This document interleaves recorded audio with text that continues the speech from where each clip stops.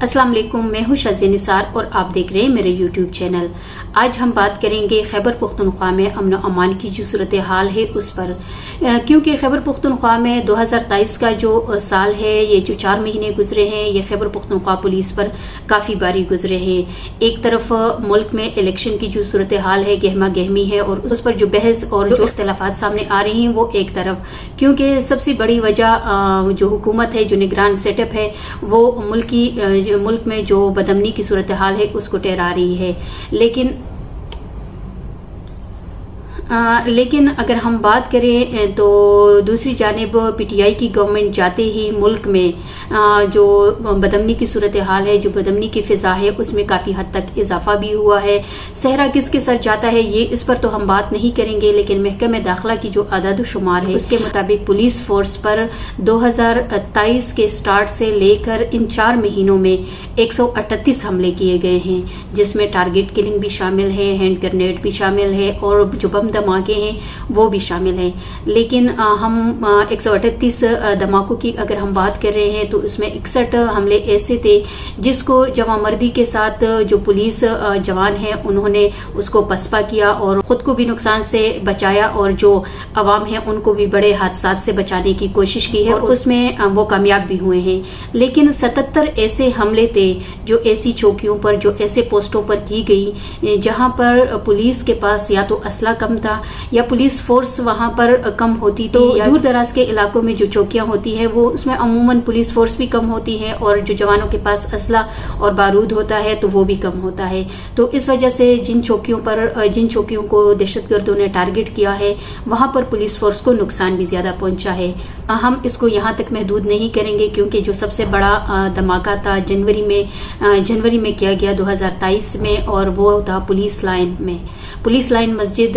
को शहीद किया गया। उसमें 88 जवानों ने शहादत नोश की और 100 से ज्यादा जो जवान थे, जो आम लोग थे, उसमें जख्मी भी हुए। तो पुलिस फोर्स के लिए सबसे बड़ा दचका यही था कि पुलिस के घर में जाकर मस्जिद के अंदर को टारगेट किया गया, उसमें धमाका किया गया। और 2023 का जो साल था वो इस हवाले से, बल्कि 2023 नहीं, खैबर पख्तूनख्वा की तारीख में बदतरीन हमला था या बदतरीन धमाका था जो पुलिस लाइन पेशावर में किया गया और कई जवान शहादत के मर्तबे पर फायज हुए। लेकिन साथ साथ हम ये भी बताते जाएं कि इस धमाके के बाद एक तो पुलिस फोर्स की जो कमांड है वो तब्दील हो गई, लेकिन दूसरी जानिब फरवरी में सबसे ज्यादा, जनवरी के बाद फरवरी में ज्यादा धमाके हुए और ज्यादा धमाकों के नतीजे में जो पुलिस फोर्स है उनको टारगेट किया गया, टारगेट किलिंग हुई। एक धमाका अगर दहशतगर्द करते थे तो उसके बाद पुलिस फोर्स जब मूव करती तो उनको दोबारा रास्ते में टारगेट किया जाता था, क्योंकि दहशतगर्द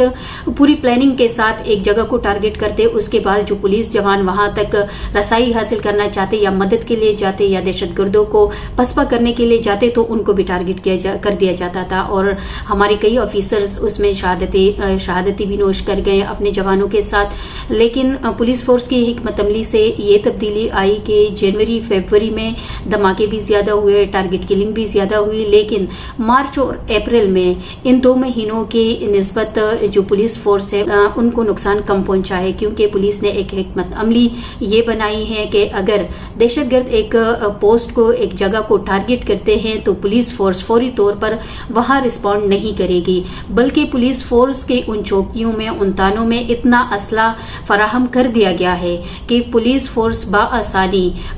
इस असले की मदद से वहां पर जो मौजूद पुलिस एहलकार है वो दहशतगर्दों को पसपा कर सकते हैं। इन थानों में और इन चौकियों में पुलिस को जो असला फराहम किया गया है, जो जदीद आलात दिए गए हैं, तो उससे पुलिस बाआसानी दहशतगर्दों के मजमूम मकासद जो है उसको नाकाम बना सकती है। और मार्च और अप्रैल में जो हमले हैं उसके कम होने की वजह भी यही है कि पुलिस फोर्स के पास अब उन चौकियों पर, उन पोस्टों पर इतना असला और जदीद आलात मौजूद है ہے کہ وہ ڈٹ کر مقابلہ بھی کر سکتے ہیں. مقابلہ تو ڈٹ کر پہلے بھی کرتے تھے، لیکن دہشت گردوں کو پسپا کرنے میں ان اسلحے سے، ان آلات سے مدد مل رہی ہے. تو چونکہ ایک حکمت عملی یہ بھی تھی پولیس فورس کی کہ پولیس کمانڈ نے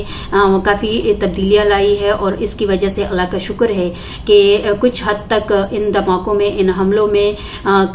کمی بھی آئی ہے اور نقصان بھی کم اٹھانا پڑ رہا ہے. لیکن جنوبی اضلاع میں ابھی بھی دہشت گردوں کے جو وار ہے پولیس فورس پر وہ جاری ہے. ان کو ٹارگٹ کیا جاتا ہے، اور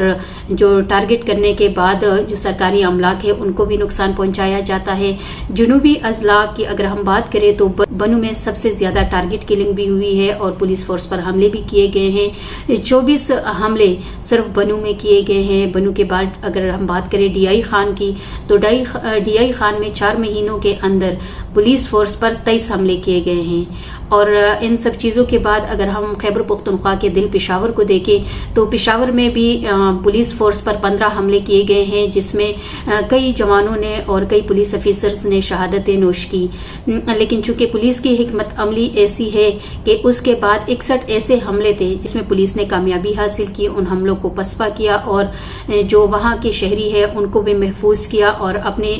جو جوان ہیں ان کو بھی محفوظ رکھا. 138 حملوں میں سے اگر ہم بات کریں تو 61 حملے پسپا ہوئے، لیکن جو 77 حملے کیے گئے اس میں مجموعی طور پر خیبر پختونخوا کی پولیس کے جو جوان ہیں، جو آفیسر ہے، 120 ان کی تعداد ہے جن کو شہید کیا گیا اور 333